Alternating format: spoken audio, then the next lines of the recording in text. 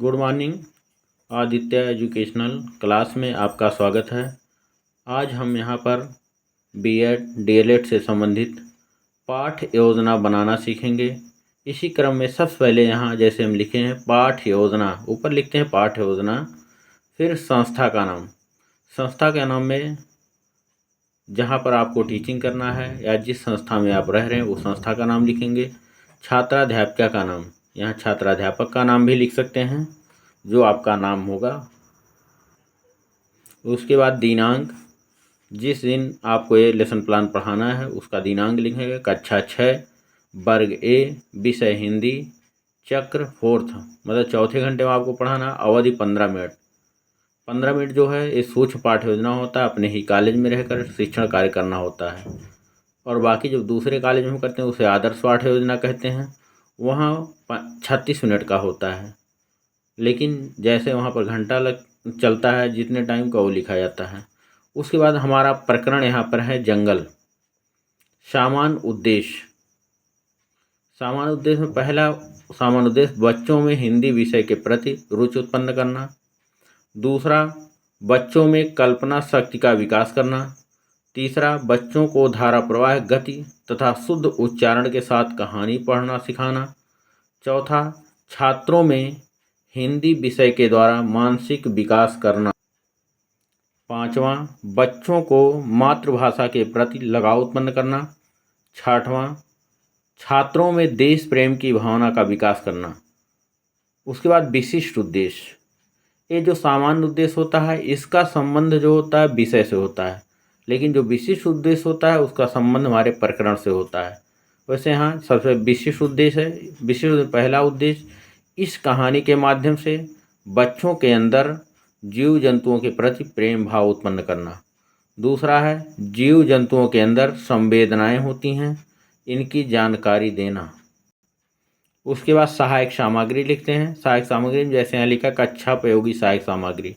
कक्षा उपयोगी सहायक सामग्री में जैसे चाक है, डस्टर है, श्यामपट्ट है, ये आते हैं। और सहायक सामग्री भी लिख सकते हैं, जैसे शिक्षण कार्य में जब कोई हम सहायक सामग्री का प्रयोग करें, चार्ट है, मॉडल है, वास्तविक वस्तु का प्रयोग करते हैं, उसको भी लिख सकते हैं। फिर पूर्व ज्ञान लिखते हैं। छात्र जंगल और उसमें रहने वाले पशु पक्षियों के बारे में सामान्य जानकारी रखते हैं। उसके बाद प्रस्तुतिकरण ऊपर लिखते हैं। फिर यहाँ 3 कॉलम बनाते हैं। एक प्रस्तावना के प्रश्न बनाते हैं। प्रस्तावना का प्रश्न जो होता है फिर छात्रों के ये पूर्व ज्ञान से होता है। अब यहाँ 2 कॉलम बने, एक तरफ छात्राध्यापक क्रिया, एक छात्र क्रिया। इसको हम प्रस्तावित प्रश्न या संभावित उत्तर भी लिख सकते हैं। यहाँ पहला प्रस्तावना का प्रश्न है, छात्राध्यापक हुए तुम्हारे देश का क्या नाम है? तो बालक उत्तर देते हैं हमारे देश का नाम भारत है। फिर दूसरा प्रश्न, भारत का राष्ट्रीय पशु क्या है? छात्र उत्तर देते हैं भारत का राष्ट्रीय पशु बाघ है। तीसरा, बाघ कहाँ रहते हैं? छात्र उत्तर देते हैं जंगल में रहते हैं। चौथा, जंगल के बारे में आप क्या जानते हैं? अब जंगल जो है विस्तृत प्रश्न हो जाता है, समस्या उत्पन्न हो जाती है, तो छात्र यहाँ मौन हो जाते हैं। फिर उद्देश्य कथन हम लिखते हैं। तो उद्देश्य कथन में छात्राध्यापक कहते हैं कि बच्चों, आज हम लोग जंगल नामक कहानी का अध्ययन करेंगे। इस कहानी की लेखिका चित्रा मृदगल जी हैं। उसके बाद हम लिखते हैं प्रथम सोपान। प्रथम सोपान के बाद यहाँ हम संकेत लिखते हैं। जैसे गद्यांश है, गद्यांश बहुत बड़ा होता है तो हम संकेत में ही लिख देते हैं, थोड़ा सा लिखते हैं, फिर डॉट डॉट, फिर लास्ट में लिखते हैं। जैसे संकेत में यहाँ लिखा हुआ रीडर अणिमा डॉट डॉट डॉट चूमने लगती है। फिर आदर्श वाचन लिखते हैं। जैसे यहाँ लिखा आदर्श वाचन। आदर्श वाचन में लिखा छात्राध्यापिका कक्षा में खड़ी होकर उचित आरोह अवरोह के साथ प्रस्तुत पाठ का आदर्श वाचन करेंगी। अब ये जो संकेत में जो स्टेंजा है, ये छात्राध्यापिका या छात्राध्यापक उसको पढ़ेंगे या आदर्श वाचन करेंगे, मतलब छात्र खड़े होकर पढ़ेंगी। फिर अनुकरण वाचन। अनुकरण वाचन में यहाँ लिखा जाएगा छात्राध्यापिका कुछ छात्रों से प्रस्तुत पाठ का अनुकरण वाचन कराएंगे। मतलब जैसे आदर्श वाचन शिक्षक करते हैं उसी प्रकार से छात्र भी अनुकरण वाचन करेंगे। उसके बाद कठिन निवारण के शब्द।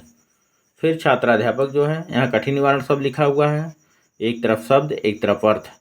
अब छात्राध्यापक जो है इसके या शिक्षक उस स्टैंजा की व्याख्या करेंगे, व्याख्या करते उसके अर्थ को, जो कठिन अर्थ होगा यहाँ लिखेंगे शब्द अर्थ, कठिन अर्थ को उसके माने को लिखते हैं, मीनिंग को, फिर उसकी व्याख्या करते जाते हैं। उसके बाद मौन वाचन यहाँ लिखेंगे। मौन वाचन में क्या लिखा जाएगा? छात्राध्यापिका छात्रों को मौन वाचन का निर्देश देंगी और स्वयं घूम घूम कर कक्षा कार्य का निरीक्षण करेंगी।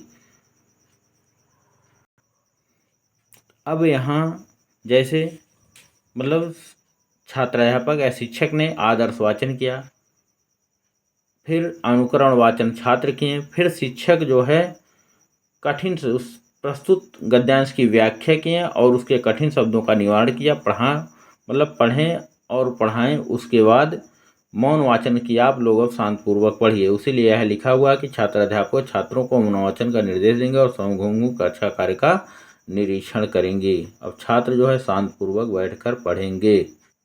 फिर यहाँ विचार विश्लेषण के प्रश्न पूछते हैं, मतलब जो पढ़ाया हुआ पाठ कि आप शांतपूर्वक पढ़ें। अब बताइए, हम पूछ रहे हैं। पहला प्रश्न जैसे यहाँ लिखा है, रीडर अणिमा जोशी की मोबाइल फोन पर किसका फोन आया। दूसरा प्रश्न, जंगल कहानी की लेखिका कौन है। फिर पुनरावृत्त के प्रश्न बनाते हैं। पुनरावृत्त में पहला प्रश्न, जंगल कहानी का सारांश बताओ। दूसरा, नागवर का क्या अर्थ है। उसके बाद हम गृह कार्य, मतलब यही पढ़ाए हुए पाठ में से हम गृह कार्य देते थे। Thank you.